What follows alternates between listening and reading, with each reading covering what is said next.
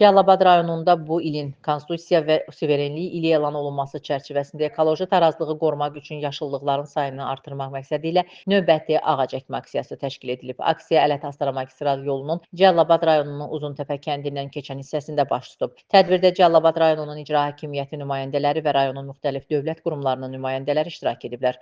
Aksiya çərçivəsində magistral yolun kənarında nəzərdə tutulan sahədə nar, göyruş və şam ağacları əkilib. Ağaclar aqrotexniki qaydalara uyğun olaraq torpağa köçürülüb və lazımi qulluq göstərilib. Yeni əkilmiş yaşıllıqların qorunması və normal şəraitdə boyatması üçün suvarma sistemi təşkil edilib. Qeyd edək ki, ekoloji balansı qorumaq və yaşıllıqları artırmaq məqsədi daşıyan bu cür aksiyalar ekosistemin dayanıqlığını təmin etməklə yanaşı, həm də bölgənin iqlim şəraitinə müsbət təsir göstərir. Yol kənarlarında ağacların sayının artması havanın daha təmiz olmasına kömək edir və avtomobillərdən çıxan zərərli qazların atmosferə təsirini minimuma endirməyə yardımçı olur. Aksiya çərçivəsində ağacların ətrafındakı torpaq yumşaldılıb və mineral gübrələrlə zənginləşdirilib. Bununla yanaşı, gələcəkdə ağaclara nəzarətin davam etməsi üçün aidiyyatı qurumlar tərəfindən mütəmadi olaraq baxım tədbirlərinin keçiriləcəyi bildirib. Könül Kazımova, İlqar Mustafayev, Elgiz Abdurrahmanlı Bugün informasiya proqramı üçün.